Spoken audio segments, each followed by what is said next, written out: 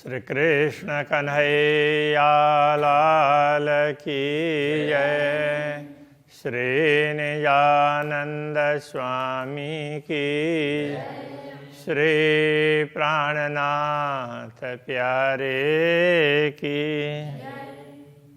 इसका क्यों ना उपजे पर रूह करना सोई उदम, राह सोई लीजिए जो आगू हादिए भरे कदम।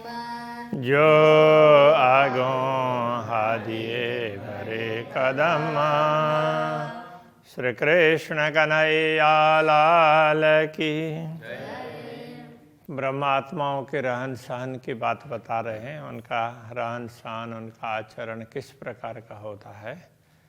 तो इसी संदर्भ में ये पूर्व की चौपाई में कहा गया था, प्रेम कैसे प्रकट नहीं होगा, क्योंकि इससे पहले ना प्रेम की बात कही। सब कुछ प्रेम में है, प्रेम होने पर सब हो जाता है ये बताया। तो प्रेम कैसे प्रकट नहीं होगा, तो हमें करना ही ऐसे प्रयत्न चाहिए कि जिससे प्रेम प्रकट हो।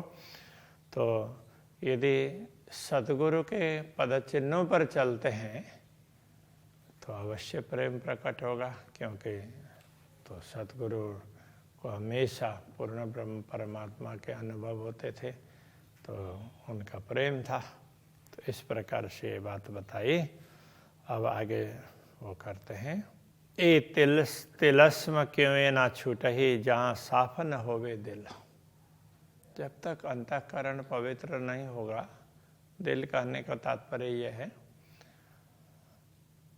तब तक ये तिलस्म वैसे तिलिस्मी है, तो जादू का ऐसे ही बनाया हुआ ना, तो ये कुछ है ही नहीं और ऐसे ही बना दिया, फट कर दिया, हो गया इस तरह से। तो कल्पना कर दी तो हो गया ये दुनिया।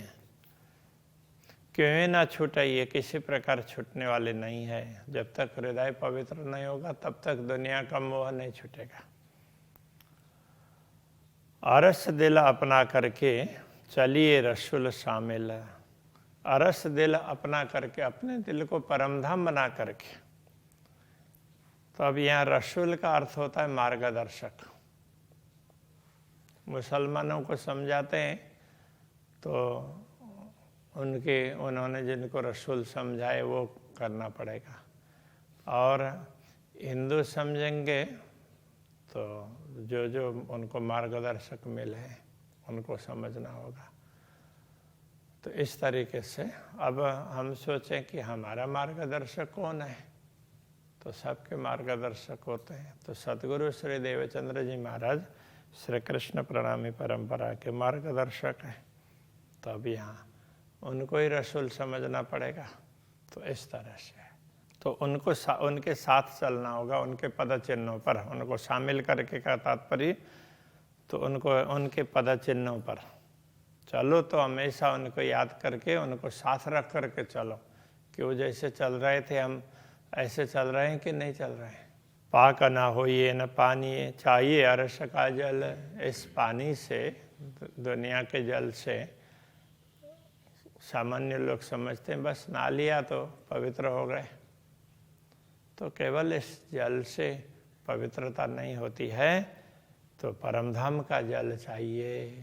तो इसलिए जब कभी भी स्नान करते हैं ना, तो परमधाम की यमुना जी का आवाहन करके स्नान करते हैं, तो परमधाम में स्नान किया हो वो पुण्य मिलता है,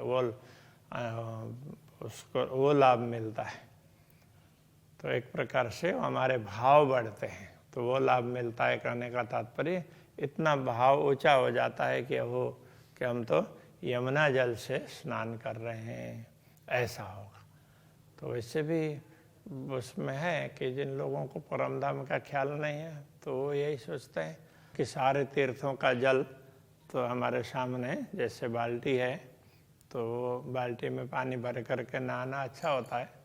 तो वो जैसे आजकल तो शावर से नहाते हैं, ज़्यादातर तो शावर ही प्रचलित हो गए हैं,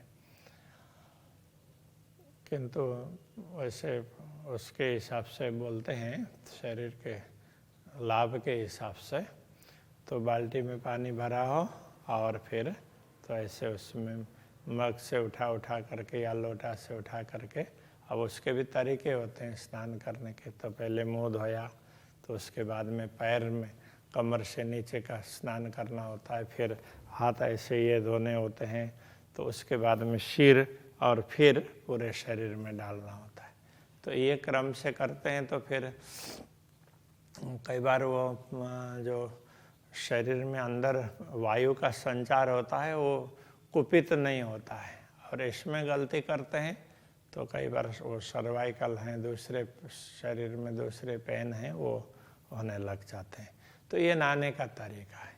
तो अब यहाँ कहते हैं कि वो परमधाम के जल से, ये समझ लो पवित्रता तो परमधाम के जल में, तो वो प्रेम का जल है, तो प्रेम में मस्त होंगे तो पवित्रता होगी। नाई हक के जमाल में, तो वो प्रेम कैसे प्रकट होगा? पूर्ण ब्रह्म परमात्मा के स्वरूप का चिंतन करो और इतना दिव्य स्वरूप है, बस उसमें तुम ओतप्रोत हो जाओगे, तब हो ये निर्मल, तब निर्मल हो सकोगे। तो हमेशा तो पूर्ण ब्रह्म परमात्मा के तेज पुंज के अंदर ही अपने आप को पाओगे तो निर्मल हो ही जाओगे। तो ये कह रहे हैं। तो इसका तात्पर्य ये नहीं है कि लौकिक जल से स्नान नहीं करना चाहिए, किंतु उतने से पवित्र हो गए ऐसा नहीं समझना चाहिए कि वो परमधाम के जल से हम पवित्र होंगे। तो वो परमधाम का जल यमुना जी का जल है, तो वो प्रेम का जल है। तो अक्षरातीत के स्वरूप का चिंतन करेंगे तो हम पवित्र होंगे। पाक होना इन्हें जीमी और न कोई उपाय, इस दुनिया में पवित्र होने का दूसरा उपाय नहीं है। लीजिए राह रसूल इसके, तब देवे रसूल पहुँचाए। अब यह रसूल का तात्पर्य मार्गदर्शक, तो हम समझते हैं तो सतगुरु, तो सतगुरु की राह, तो उन्होंने जो मार्ग दिखाया उसके अनुसार चलो। इसलिए सतगुरु चरण को क्षेत्र है कहते हैं ना। तो सतगुरु के चरण ही हमारे क्षेत्र, कहने का तात्पर्य उन्होंने जैसे कदम रखे उस प्रकार से हमें कदम रख करके चलना चाहिए। तब देवे रसूल पहुँचाए, तब जब सतगुरु के कदम के अनुसार चलेंगे तो आगे आगे चल रहे हैं, हम पीछे पीछे, तो वो जहाँ पहुँचेंगे तो हम भी तो वहीं पहुँच जाएंगे ना, तो आराम से पहुँचा देंगे। ऐसी सोच हमारी होगी कि हम सतगुरु के मार्गदर्शन पर चल रहे हैं, उनके पद चिन्हों पर, तो हम पार पहुँच ही जाएंगे, उसमें कोई कठिनाई नहीं रहेगी। अब कहूँ शरीयत मोमिनो जिन लई हकीकत हक। अब ब्रह्मा आत्माओं के शरीयत का तात्पर्य कर्म, उनकी बात करते हैं जिन्होंने यथार्थता को समझ लिया है। परमात्मा सत्य है और दुनिया मिथ्या है, इस यथार्थता को जिन्होंने समझ लिया, यहाँ हकीकत करने का तात्पर्य यथार्थ, तो इस यथार्थता को समझ लिया तो उनका आचरण, उनके कर्म कैसे होंगे, वो कैसे कार्य करेंगे, तो वो बता रहे हैं।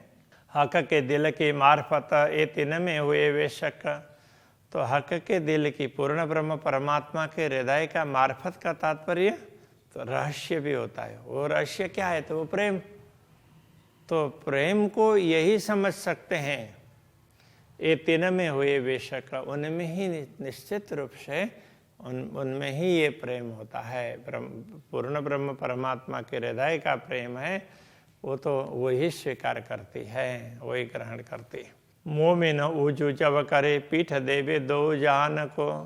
तो मोमिन ऊजू बोलते हैं कि जैसे मुसलमानों में, क्योंकि यहाँ ये उसमें कुरान और उसमें जो मोमिनों की बात तो वहाँ की गई है, तो इसलिए कह रहे हैं तुम जो जिसके लिए मोमिन कहते वो ये नहीं है, तो वो तो नाम मोमिन का लेते हैं और काम गलत सलत कर लेते हैं।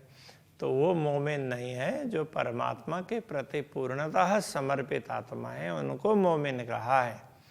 तो वो वुजू करते हैं का तात्पर्य नमाज पढ़ने से पहले हाथ धोते हैं। अब उनके तो तरीके अलग हैं, एक कुंड में से वो धो लेते हैं, उसी में से सारे ही हाथ धो लेते हैं। तो अब वो ठीक है, तो उनका तरीका होगा, लेकिन वो प्रार्थना करने से पहले तो शरीर को शुद्ध बनाना चाहिए, मुख्य बात ये है। तो हिंदुओं में नहा धो करके हाथ पैर सब धो करके प्रार्थना करते हैं। अब अरब में पहले पानी होता नहीं था, तो इसलिए ज़्यादा तो नहीं कर सकते, तो ऐसे तो नहा करके बैठना चाहिए। अब नहा नहीं सकते तो हाथ पैर तो कम से कम धो लें। तो अब वहाँ वो भी संभव नहीं था, इसलिए थोड़ा हाथ में, तो सारे लोग एक ही जगह से, अब सब जगह वही नियम बन गया। जहाँ वो उसमें तालाब में जाएंगे तो भी तो उतना ही वही करेंगे। अब वो तो अब एक परिपाटी बन गए, इसलिए ऐसा करते हैं। तो कहते हैं मोमिन उजू जब करे पीठ देवे दो जहान को। दोनों जहान का तात्पर्य दोनों जहां, दुनिया, दोनों दुनिया। तो अब यहाँ दोनों दुनिया कहने से तो दुनिया जिस प्रकार से चल रही है, तो उस समय भारत में हिंदू और मुसलमानों का संघर्ष बहुत चलता था। तो इसलिए कहते हिंदू लोग जो कर्म मार्ग बता रहे हैं तो वो भी पूर्ण नहीं है, और मुसलमान जो सराह की बात बोलते हैं वो भी दुनिया में जकड़ने की बात है। तो इन दोनों से ऊपर उठते हैं तो परमात्मा का मार्ग ले लेते हैं, तो वो परमात्मा के मार्ग पर चलने का निश्चय करेंगे, तब वो वजू करते हैं। कहने का तात्पर्य है तब देह शुद्धि करके तो फिर वो परमात्मा के मार्ग पर आगे बढ़ते हैं। हौज जो अरस में रूहें गुसल करे इनमो। तो गुसल करना मतलब स्नान करना। तो वो कहाँ स्नान करेंगे? तो यमुना जी में उठ के नहाइए, यमुना जी कीजिए सकल श्रृंगार। और जो हौज तो कोशर तालाब, तो वहाँ जा कर के वो अगर स्नान करना ही है तो वो समझेंगे कि हम यमुना जी में स्नान कर रहे हैं, तो ये भाव होगा। तो सबके अलग अलग भाव होंगे। तो हिंदुओं में जो भी समझदार हैं तो वो सोचते हैं सारे तीर्थों का जल तो उसमें, तो जिस बाल्टी में भी पानी भरा होगा तो वो प्रार्थना करते हैं सारे तीर्थों का जल इसी में आ जाए। और जो पूर्ण ब्रह्म परमात्मा को समझता होगा, परमधाम को समझता होगा, तो वो परमधाम की यमुना जी का जल आ जाए, तो वही प्रार्थना करेंगे ना। क्योंकि दुनिया के और स्थानों से तो और जल से तो तीर्थों का जल पवित्र है, और जिनको परमधाम का ख्याल है तो उससे भी पवित्र जल परमधाम का है। तो वो भाव रख करके करते हैं। दम दिल पाक तब हो वही जब हक की आवे फिराक। तो फिराक का तात्पर्य वियोग, विरह। जब पूर्ण ब्रह्म परमात्मा का विरह, अरे वो तो दिख ही नहीं रहे हैं, तो उनके अंदर तड़प ऐसे आ जा होती है ना, तो अंदर हृदय पवित्र तब होता है। तो बाहर स्नान करने से शारीरिक शुद्धि होती है, हृदय के अंदर अंतःकरण की शुद्धि है तो परमात्मा का चिंतन करने से, वियोग के माध्यम से भी हो या मिलन के माध्यम से, जैसे भी हो, चिंतन करने से शुद्ध होती है। अरस रूहें दिल जुदा करे। जुदा करने का तात्पर्य तो दुनिया से, दुनिया के बंधनों से मुक्त करके, लौकिक कर्म बंधन से मुक्त करके तो परमधाम के तरफ में लगाना। और सबसे हुए बेबाक। बेबाक का तात्पर्य निर्भय, निडर। तो दुनिया के उससे, दुनिया के उसमें से डर करके नहीं, निर्भय हो करके पूर्ण ब्रह्म परमात्मा का चिंतन करते उनको हृदय में बैठाती है। 14 तबकों पीठ दे भाई एक कलमा कया तिन। 14 लोग को पीठ देना ये उनके लिए कलमा। तो कलमा का तात्पर्य तो वो जैसे मंत्र उच्चारण समझ लें, तो उसको वो कलमा बोलते हैं मंत्र को। तो मंत्र उच्चारण क्या है? तो 14 तबक से पीठ दे करके परमात्मा के तरफ, परमधाम के तरफ उन्मुख होकर के स्तुति करते हैं, तो वो मंत्र उच्चारण हो गया। तो वो उनका कलमा है। कलाम अल्लाह यूं के भाई एक कहनी है मोमिन। तो मोमिनों का वचन कुरान में भी अल्लाह कलाम बोल करके जो लोग कुरान को मानते हैं तो इसमें भी ये कहा है कि मोमिनों का कथन क्या है, तो परमात्मा की बात करेंगे।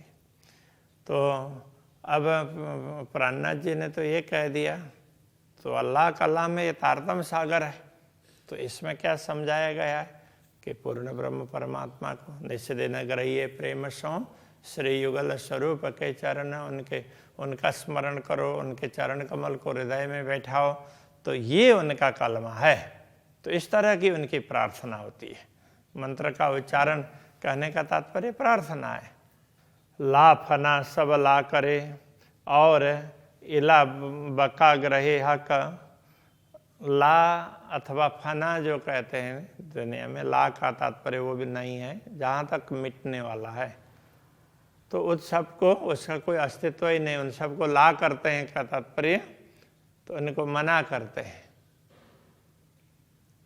तो मतलब जिस जो नहीं है तो जो दिख रहा है वो यथार्थ में नहीं है, तो इसको महत्व नहीं देते। और इला बकाग्रह का तो जो अविनाशी उसको ही अखंड मान करके उसको ग्रहण करते हैं और परमात्मा को ही अविनाशी समझते हैं, बाकी दुनिया सब परिवर्तनशील है ऐसा मानते हैं। एक कलमा हकीकत मोमिन और हक मारफत बेशक। तो ये कलमा ये ब्रह्मात्माओं का कलमा का तात्पर्य ये कलमा है। हकीकत का अर्थात यथार्थ वस्तु को समझना, यथार्थ ज्ञान। और हक मार्फत का तात्पर्य परमात्मा की पहचान। तो बस ब्रह्मात्माओं का कलमा यही है, यथार्थ परमात्मा को समझ लेंगे, यथार्थ ज्ञान होगा और परमात्मा की पहचान होगी, तो फिर उनकी जो स्तुति करेंगे तो वही कलमा हो जाएगा, जो बोलेंगे वही कलमा हो गया। फिर नूर के पार नूर तजल्ला रसूल अल्लाह पहुँचे इत। नूर के पार नूर तजल्ला, कुरान में इस प्रकार समझाया गया कि नूर से परे नूर तजल्ला, तो रसूल वहाँ पहुँचे। अब यहाँ अब रसूल तो पता नहीं उनको उसमें पूरा स्पष्टता उनको नहीं लगा कि हम कहाँ पहुँचे हैं, उनको ऐसे लगा कि उनको कुछ अलग वस्तु कुछ दिखाई दे रही है और वो वहाँ पहुँचे हैं, ऐसा फील हुआ था। तो अब ये सदगुरु श्री देवचंद्र जी महाराज की बात करेंगे तो सदगुरु श्री देवचंद्र जी महाराज कहाँ पहुँचे? उन्होंने तो सीधा परमधाम को पूरा देखा, पूर्ण ब्रह्म परमात्मा ने ये सब दिखाया उनको प्रत्यक्ष दर्शन दे करके। तो वो अक्षरातीत को तो लगा अरे ये तेरा दरबार है, तेरा घर तो ये है, ऐसा करके समझाए। देख पूर्ण ब्रह्म को देख, तुम्हारे सामने बैठे, ऐसा करके तो ये सारा स्पष्ट रूप से दिखाया। मूल मिलाव में राज्य श्यामा जी विराजमान है और तो इधर ब्रह्म आत्माएं हैं, तो अब ये तुम्हारे पर आत्मा ये है, ऐसा करके तो सुंदरबाई सखी तो उनको दिखाया। तो इस तरह से उनको अब सतगुरु को जब ये देखा तो उनको लगा अरे मैं तो परमधाम में हूँ। तो इस प्रकार का अनुभव होता है। सतगुरु वहाँ पहुँचे, मोमिन उतरे नूर बिलंद से, ऐसी ऊंचे दिव्य धाम से ब्रह्मात्माएं उतरी हैं। सो याई कल में पहुँचे बाहेदत्त। अब इन्हीं वचनों से वो अपने मूल में पहुँचती है, अद्वैत भाव को समझती है। जब कभी ना कछु ना रखे तब बूझ भई कल में। जब परमात्मा के सिवाय दूसरा कुछ किसी को महत्व नहीं देंगे तब उनको ये ब्रह्म ज्ञान की समझ होगी। कलमा को बुझ होना मतलब समझना, बुझ जाना, समझ जाना। तो बुझ जाना मतलब मिट जाना उस अर्थ में नहीं है, आग बुझ गई है, लौ बुझ गई, ऐसा उसमें नहीं। यहाँ बुझना मतलब समझना, अज्ञान को मिटाना। जब यूँ कलमा जानिया तब बका हो ततिन से। इस प्रकार वो इन वचनों को समझते हैं तब अखंड का अनुभव करते हैं। और ख्याल में आज थोड़ा ही हुआ, लेकिन थोड़ा सा इसको ना, तो ये ब्रह्मात्माओं की बात है तो थोड़ा करके आगे बढ़ते हैं। श्री कृष्ण कन्हैया लाल की। तब बका होत तिन से तब बका हो तिन से। जबाह कबिना कछु न रखे, तब बुझ भई कल में। जब यों कलमा जानिया, तब बका हो तिन से। तब बका हो तिन से। लाल की जय। की जय।